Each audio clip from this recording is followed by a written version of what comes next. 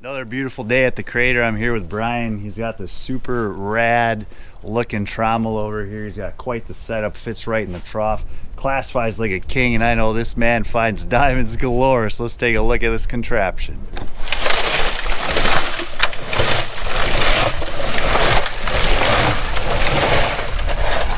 So you're sticking a whole bucket in there. Yep.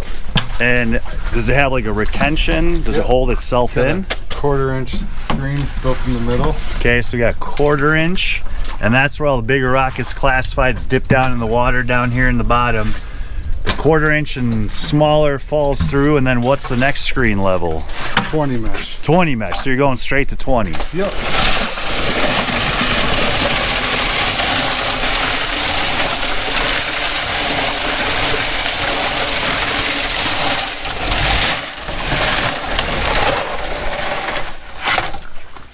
Pretty awesome. And it looks like you're using bike rims to reinforce the frame of the trommel here. Yep. And we're removing the inner 1/4-inch. And I dump it in here to give it a second wash. And all your small stuff has to go right here. Oh yeah, that's where the money is. Most of our diamonds are found in this here material. If you got above 1/4, man, you're doing good. Yep. And then I scoop it out. Yeah. And when it builds up by the end of the day, I throw it through the Saruka. Nice. And when you Saruka it, you run all that 1/4-inch minus? Yep. In one run? I do an 1/8-inch. Okay, so you do semi-classify it again. On top of. So I see. spin them both at the same time. Nice. So you're actually maximizing how quickly you can classify, hence running more dirt, hopefully finding more diamonds, and then in the end, doing an extra step of classification to increase your recovery. Yep. That's fantastic. If you take the 1/8-inch out, you are more likely to find the small ones because they stand a better chance of getting to the setting. Oh, absolutely. I actually picked up like a 1/2 pointer maybe yesterday. Nice. Yeah, and that thing, I couldn't even, it was so small I couldn't even pick it up with my fingers. Yeah, those are the diamond tweezers needed on them. Oh yeah. Well, hey, thanks for sharing with us. Really cool device, and it looks like it's a back saver. It really is. Dang. And you just reload. Let's watch the reload. Boom.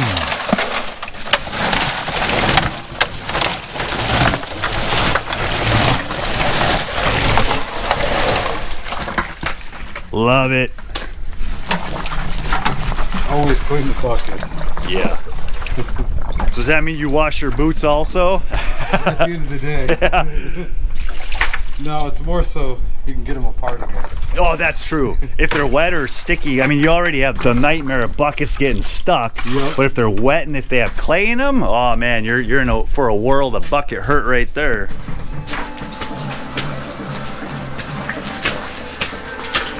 Eight more full buckets.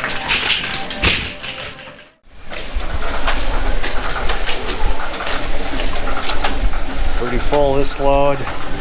We got all these here to run. Haven't counted them yet. That's quite the pyramid.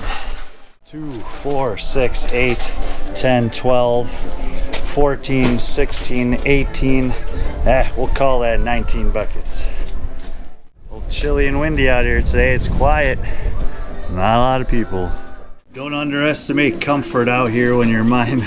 Bring my own chair, kick up my legs up on the cooler, eat some food, refuel, come up with a game plan of where to dig next. Just speed classified through 9 buckets. Got 9 more to go. Maybe another 10 after that.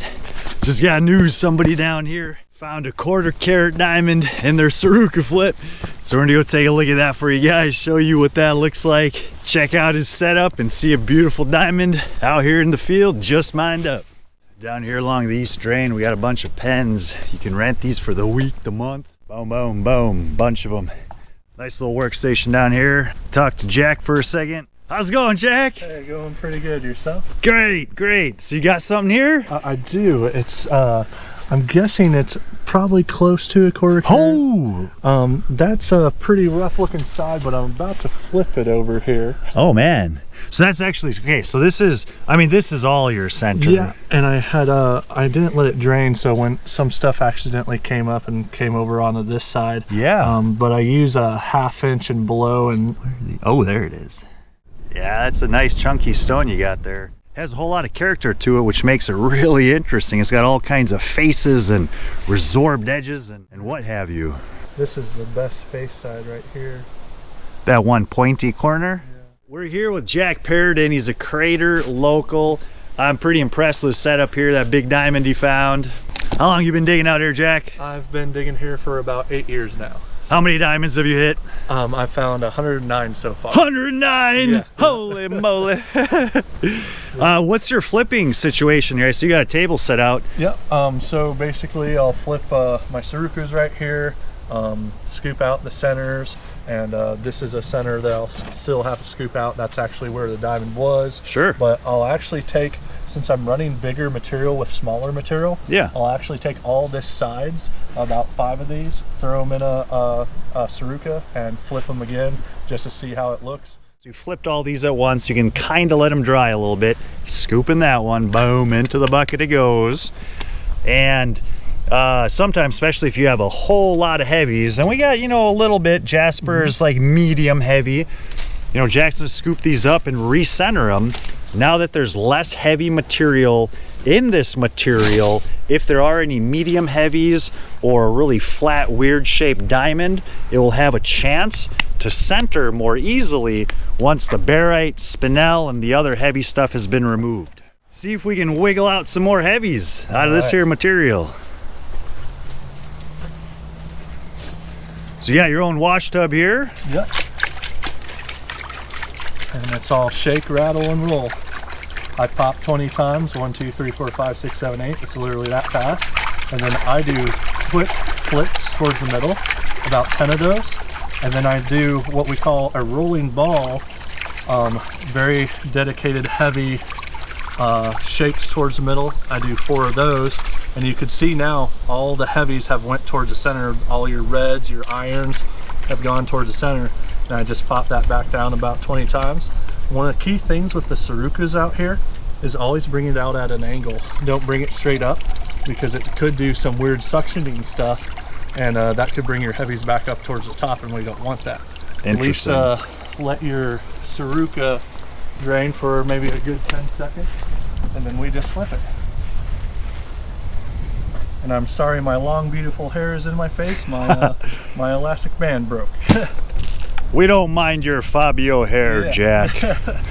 And so we do have a little bit of heavies, but that's okay, because I'm always double checking. Yeah, of course. And it's more concentrated. We got some hematites right there. Little quartz is what that is, and that's more prone to happen right now. Usually your quartz is going to be on your outside. Right. So the craziest thing in gold mining, quartz, we absolutely don't like quartz unless we're lode mining. Quartz is one of the lightest materials we have out in Colorado looking for placer gold, but out here quartz actually has a specific gravity of 2.7, 2.76, and that's in the spectrum of being a little bit heavier than the lamproite and kimberlite soils. So quartz is actually considered a minor heavy out here. It's the wildest thing.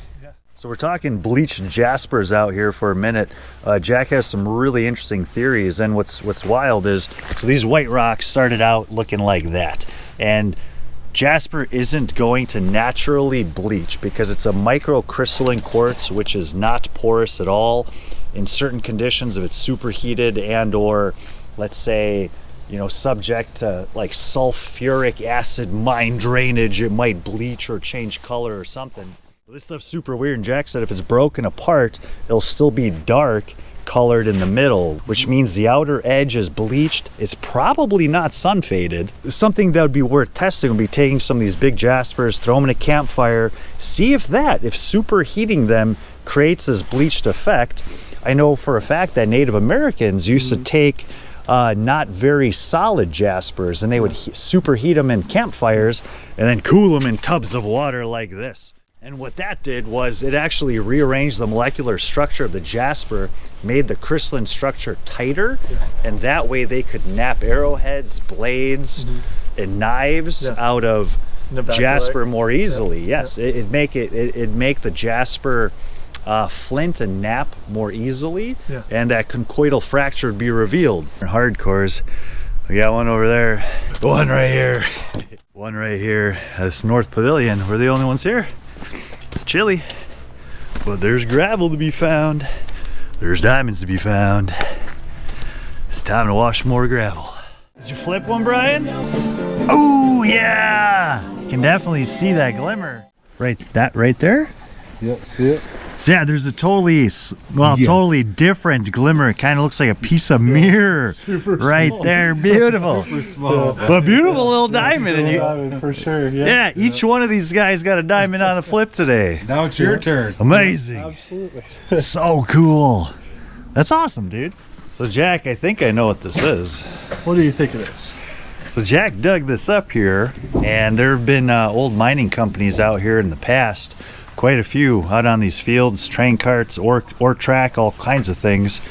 What does this say here? I believe it says Chain Belt Co., and it looks like you pointed out there might be a 6 right there too. Yeah, so it looks like Chain Belt Company S. Now this can certainly be researched. So the first thing when you brought this over, if you turn it, it kind of, from this side, this looks like, so it looks like a trough. The first thought that I had, it reminded me of a bucket line dredge, like what they use in Nome or in Alaska, and there'd be a ladder. So I was trying to look on the backside, since the front is stamped, well, on the bottom here, in theory, this could be the backside, and if there were holes, there is a hole, but where's the hole here? This would have to be bent back together, and if there are attachment points, which this could be one, there might have been another one here. There could have been a whole series of these, like on a belt, going round and round, and it would rotate just like a chainsaw,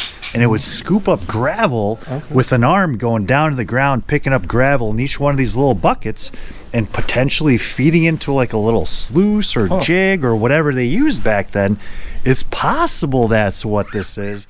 I actually found something else, and I'll have to bring it by tomorrow and show you, because I think you might be right with what you're saying. Really? Because I found it in the same area. Both of the items that I found were actually on the surface after this last rain. Oh, no kidding. So, yeah. So the dirt had washed off of the top, revealing a corner or a tidbit of this. And I'm having issues trying to figure out what this is called, but basically I found some linkage. And these were just a few feet apart. Oh, dude. So, and you said there was like some gravel in here? There was. So, and I'm about to Saruk it and see what was in there. So this is starting to potentially make even more sense. So if this had gravel in it, this could have possibly been a bucket line digging, boom, boom, boom, boom, chainsaw arm, trencher down into the ground, scooping up gravel. The reason it stayed there in the ground is because, bam, the attachment point ripped and broke off, and this thing could have possibly stayed way down in the ground with the gravel broken off to never be seen again until today. Yeah, absolutely.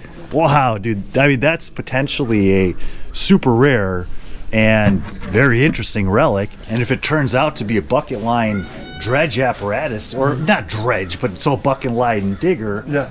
Is there any literature that has shown or stated that? The best person that might know about it is probably actually Glenn Worthington. Yeah. So he might know way more about that. So, yeah. Jack might have found something pretty darn awesome here. We actually did find something pretty awesome, but it could even be of historic significance. Yeah.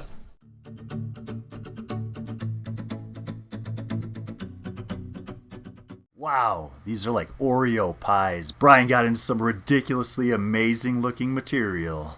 If you want to check out a big badass diamond I found a couple days ago, check out this video right here.